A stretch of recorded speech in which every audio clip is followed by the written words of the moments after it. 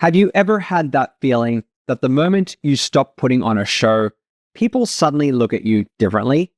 Like once the mask slips, you're not seen as capable anymore, or kind, or cooperative. You're difficult, dramatic, disruptive. For those of us who are autistic and/or ADHD, this isn't just a passing experience. It's a way of life, and it's shaped by something that many of us never even learned to name: compliance culture. Today, we're going to explore how that culture quietly molds the way neurodivergent people are perceived and treated, how it teaches us to monitor our every move, and how that pressure wears us down mentally, emotionally, and physically until many of us forget who we really are underneath the performance. Hi, I'm Essie. I'm an autistic and ADHD therapist, and in this video, we're pulling back the curtain on compliance culture and neurodivergence, because the more we understand it, the more power we have to rewrite the rules. Let's begin. So what are we really talking about when we say compliance culture? Compliance culture is the set of spoken and unspoken rules that define what's considered acceptable behavior at school, at work, in social spaces. It's the pressure to blend in, to follow the script. Sit still, don't interrupt, maintain eye contact, don't question the rules, smile even when you're uncomfortable. These expectations are often framed as common sense. And sure, structure and shared norms can help society function smoothly. There's value in cooperation, in rhythm, in knowing what to expect from others. But when that sameness is prized above all else, something gets lost. And for those of us who think, move, or relate to the world differently, compliance culture doesn't just feel restrictive, it becomes suffocating. The more you diverge from what's considered typical, the more you're asked to erase yourself, even when your differences aren't causing harm, even when they're the very things that make you who you are. Let's talk about what it actually looks like to move through the world as a neurodivergent person, especially in environments that put a premium on consistency and predictability. Neurodivergents often have what clinicians call a spiky profile, which basically means our abilities don't show up in a neat, even line. We might have standout strengths in some areas and deep struggles in others. And the contrast between those extremes can be jarring to people who expect everything to line up. You might be able to deep dive into a research rabbit hole for 12 straight hours, yet forget to drink water or reply to a text. You might speak passionately and fluidly about your favorite topic, then completely blank when someone tries to make small talk. You might handle complex problem solving like a pro, but melt down in a loud, fluorescent grocery store. These differences throw people off, especially when your challenges are invisible. If you can show up powerfully in one area, people assume you should be able to do everything else with the same ease. When you can't, the assumption is usually judgment, not curiosity. Lazy, disorganized, difficult. The truth is, we're often working twice as hard just to keep up with what others take for granted. And that workload isn't always visible, but it takes a toll. This is where the idea of dynamic disability comes in. Because our capacity isn't fixed, it changes. Some days we're flying, and some days we're flatlined. It's not inconsistency, it's energy limits. Sensory, executive, social. Once we hit our limit, things fall apart fast. Think of it like this. Neurotypical folks are walking on even ground. Neurodivergents are climbing terrain that shifts. Peaks of insight, valleys of overwhelm, detours around noise and distraction. The real challenge isn't the terrain, it's being expected to walk a path that wasn't built for us in the first place. Let's get to the core tension at play here. The more a system demands compliance, the less room it leaves for authenticity. And that's exactly the bind so many neurodivergent people find themselves in. We pick up early that being accepted often comes with strings attached. Show up right or not at all. Make yourself smaller. softer, easier to follow, easier to manage. So we start adjusting, holding back our excitement so we're not too much, editing the way we speak so we don't sound rude or intense or confusing, memorizing small talk scripts, hiding our stims, nodding along even when we're lost or overstimulated. It doesn't always feel like a conscious choice. It's more like a slow erosion, a steady reshaping of who we are so we can avoid that look, that tone, the moment when you realize you've been cast as the outlier in the room again. And when you live that way long enough, it gets hard to tell where the real you ends and the performance begins. You might start to question whether the version of you people praised or accept is someone they actually know, or whether they've just gotten comfortable with the role you've learned to play. That disconnect creates this chronic sense of unease, like you're always one step away from being found out, or dropped, or judged. And the emotional weight of all that monitoring, of constantly evaluating how you're coming across, how much space you're taking up, whether you're doing it right, is enormous. It's a drain on your energy, your confidence, and your sense of self. Sometimes, when people say they don't know who they are anymore, what they really mean is, I've spent so long adjusting to everyone else's expectations that I don't even know what I'd be like without all the filters. And if you've ever had that feeling that being yourself is risky or burdensome or just too much for the room, please hear this. It's not because there's something wrong with you. It's because the spaces you're trying to fit into were developed with compliance culture in mind. The constant exposure to compliance culture can lead to a kind of tired that isn't fixed with sleep.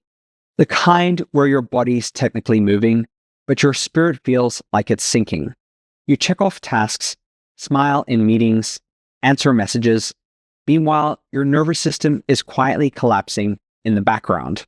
When you live in a world that demands you constantly monitor and modifying how you speak, move, focus, respond, and interact, it's like your brain never gets to power down.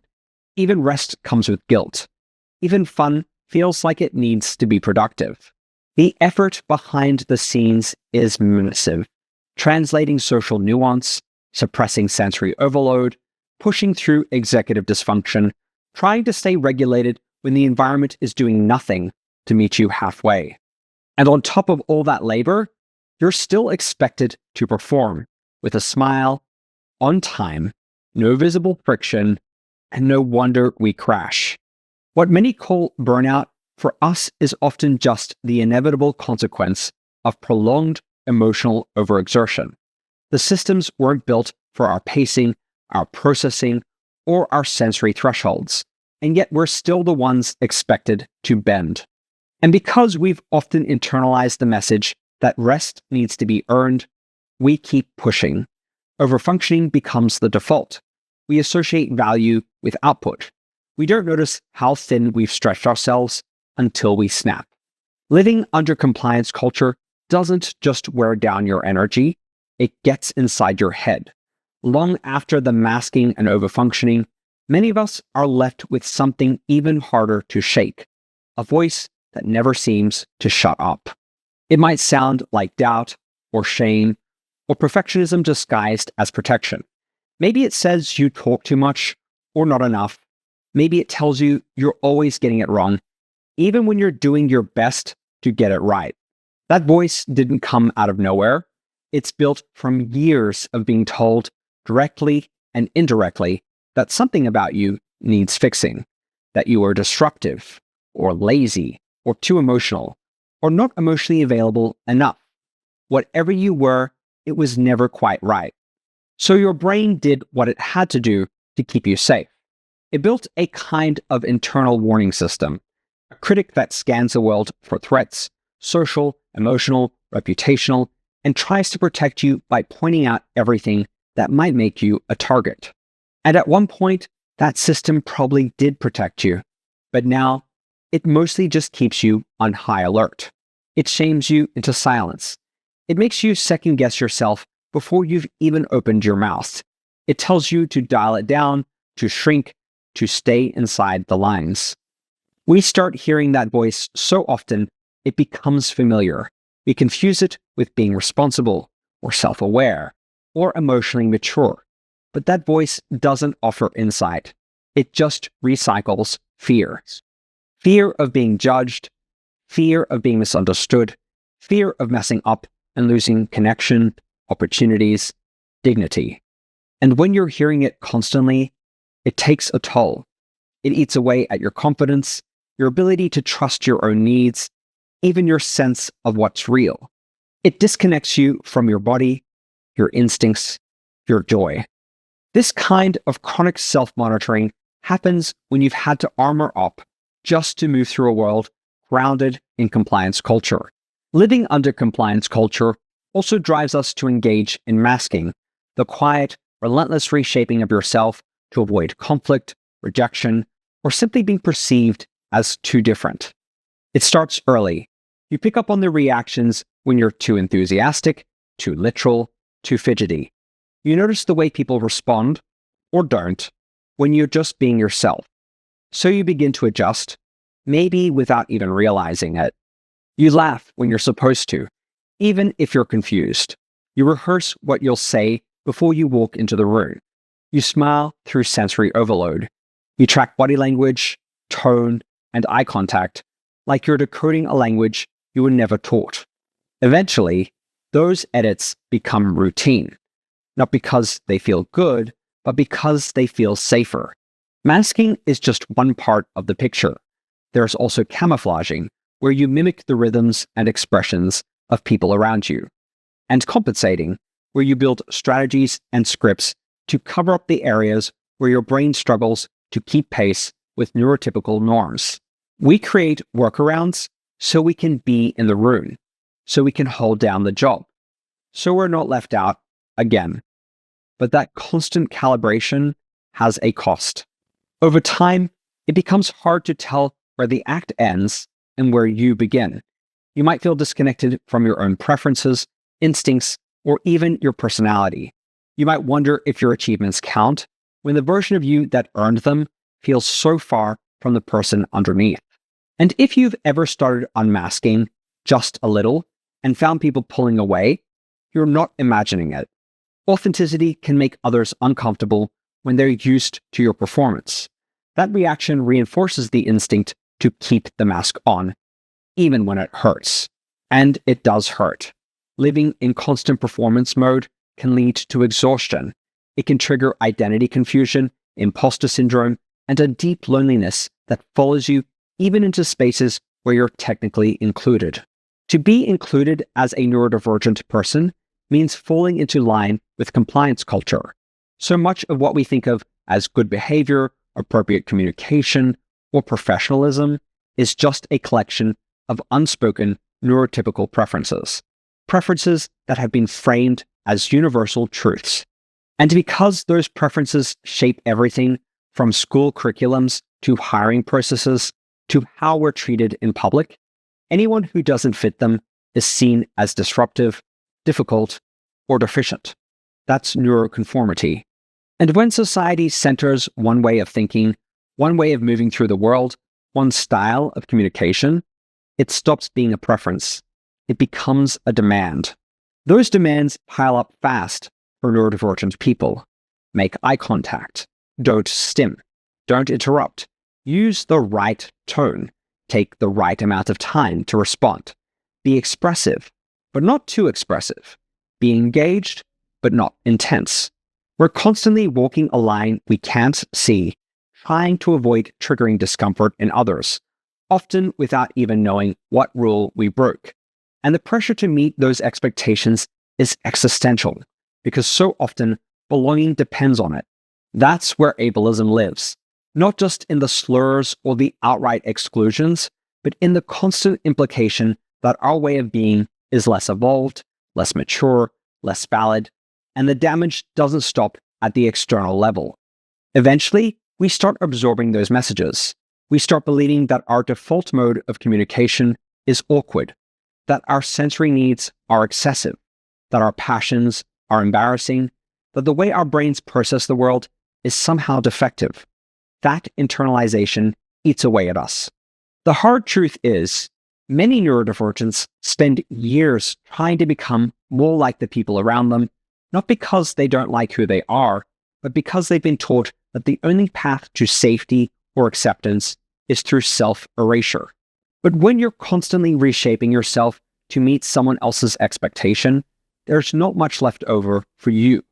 And no matter how well you perform, that acceptance often stays conditional.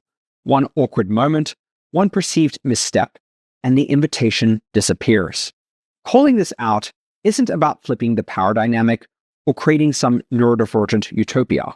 It's about naming the fact that everyone loses when conformity becomes the gold standard. We all deserve to show up fully, to express ourselves without apology, to have needs and boundaries and differences without fear of being left behind for it. If conformity is the currency of inclusion in most systems, then what happens to those of us who can't or won't buy in? That's the question at the heart of all of this. Because neurodivergent people need more than a break. We need a different foundation entirely, one that doesn't ask us to earn our place by hiding who we are. This is where neuroaffirmative culture comes in. At its core, a neuroaffirmative approach makes space. It acknowledges that brains work differently, not better, not worse, just differently, and it starts with the belief that those differences are worth honoring, not suppressing. We're not talking here about handing out accommodations like they're special favors. We're talking about rebuilding environments so people don't have to constantly contort themselves to participate. What does that look like in real life? It's classrooms where movement isn't mistaken for misbehavior. It's workplaces that value clarity over small talk and offer structure without rigidity. It's social settings that don't shame sensory tools or ask people to tone it down to make others comfortable. It's friendships and relationships where honesty is welcomed, not taken as rudeness, and where no is heard as a boundary, not a threat. We're not talking here about lowering standards. We're talking about shifting the lens. Because when we treat neurotypical norms as the default, we set up a world where everyone else has to adapt. And when that expectation is baked into every institution, neurodivergent people are left constantly managing the gap between what we need and what's actually available. The thing is, you don't have to be neurodivergent to benefit from flexibility, clarity, or compassion. These aren't niche supports. They're good design. They make life more humane for everyone. And the more we normalize difference, the more we treat neurodivergent traits as variations worth understanding rather than glitches to correct, the less exhausting it becomes to exist. I'm not suggesting we overhaul the entire system in a day. I'm suggesting we start challenging the idea that there's only one correct way to learn, to communicate, to succeed, to be in the world. Because there isn't. And when we finally create environments where differences aren't punished or pathologized, something incredible happens. People stop surviving and actually start living. Let's play with the idea for a moment. What would the world look like if neurodivergence were the majority? Imagine walking into a workplace where people are expected to speak literally, get straight to the point, and not rely on subtext or small talk.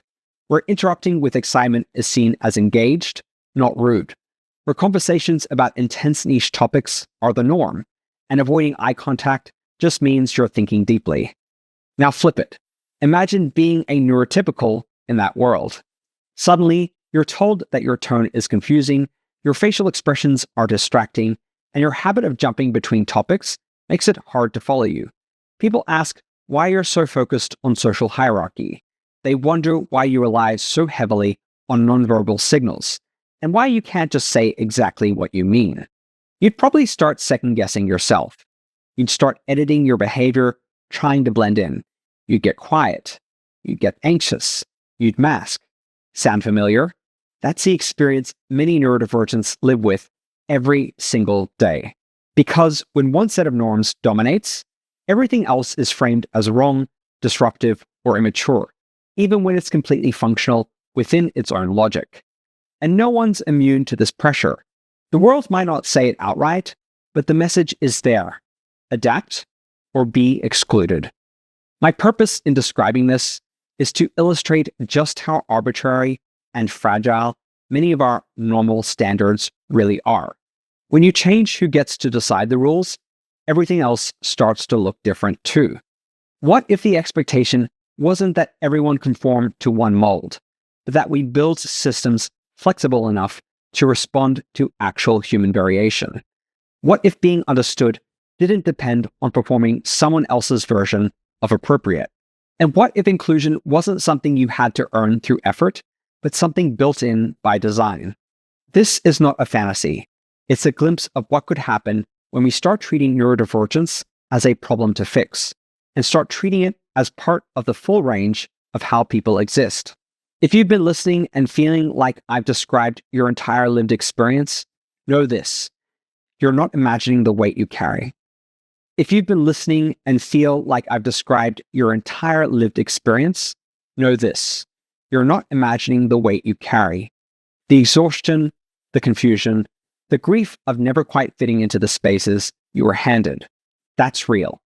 And so is your resilience, the way you've adapted, problem-solved, compensated, pushed through, long before anyone named what you were navigating. You've been in survival mode, but survival mode can only take you so far.